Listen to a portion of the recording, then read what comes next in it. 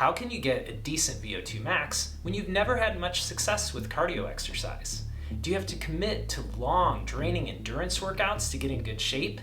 Can factors like genetics, age, and nutrition keep you from improving your VO2 max?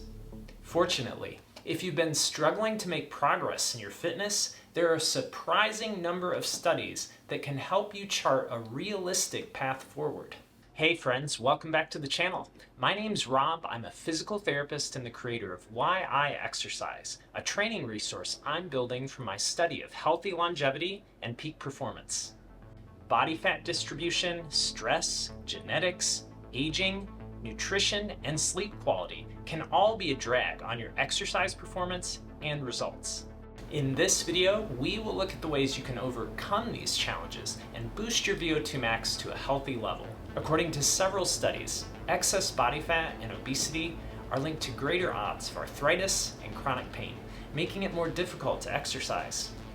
Research also shows that your VO2 max drops by about 1 point with every 2 to 3 centimeters of extra waistline or a 1 point increase in your BMI. Despite these hurdles, more and more people who are overweight can maintain good cardio fitness and grab the health benefits.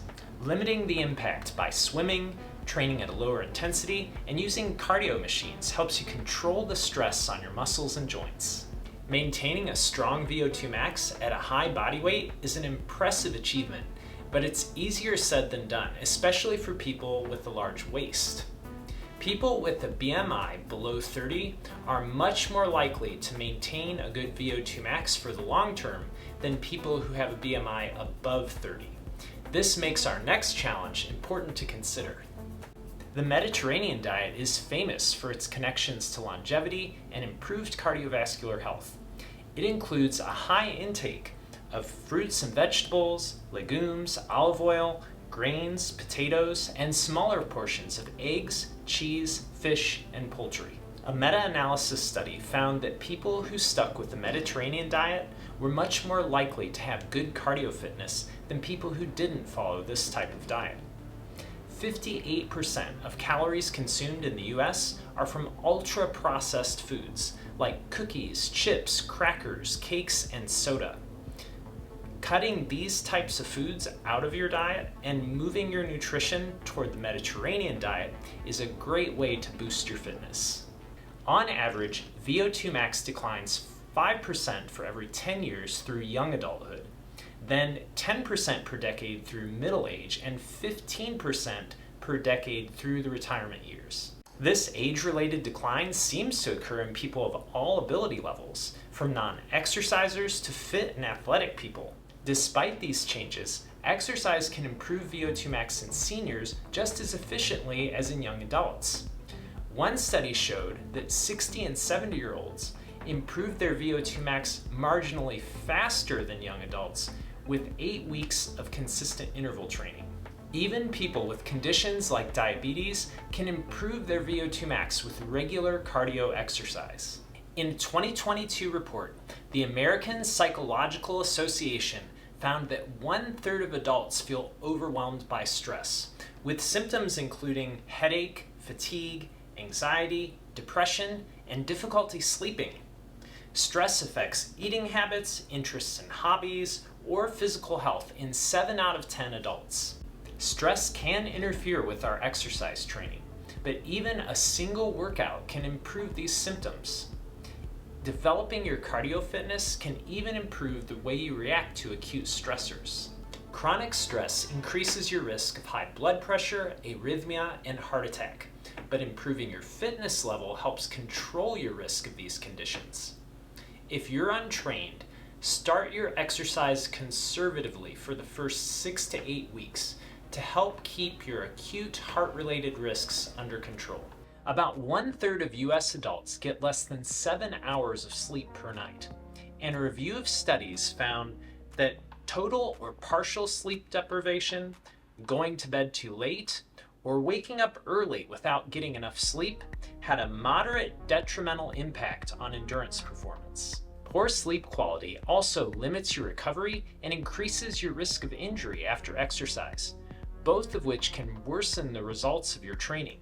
Fortunately, consistent cardio exercise can improve sleep quality just as it improves symptoms of stress, as long as you give yourself a sufficient time window to get your rest at night. As we might expect to find with any human ability, studies found that VO2 max and the results of cardio training can vary from person to person due to genetics and family environments. The Heritage Group studied a population of inactive young adult and middle-aged males. They found a 50% difference in VO2 max in the 2/3 majority of their participants. Heritage estimates that 30% of this difference in VO2 max comes from genetics, which is in line with other studies. Heritage also found differences in the response to training for these inactive males. While most of the participants benefited significantly from cardio training, they found a 70% difference in results among the 2/3 majority for VO2 max improvement from exercise, and Heritage estimates that half of this difference in VO2 max increase comes from genetics and the family environment.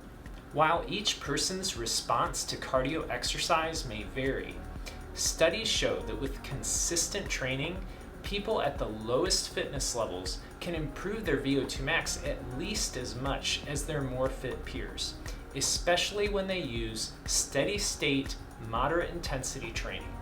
If you haven't been exercising at all, start out with 10 to 12 minutes of moderate intensity training. That's proven by Cambridge University's study to increase your life expectancy by 2 years compared to people who don't exercise at all. Then, gradually, at a 10% per week rate, increase your exercise duration so you build up to that 30-minute plus workout 3 times per week that's proven to improve your VO2 max. Moderate intensity training is the safest and best overall approach when you're just starting out. But interval and sprint training can also be used to improve fitness in people with a low VO2 max. If you want to learn more about the training methods that will boost your VO2 max, check out this video, and I'll see you next time at Why I Exercise.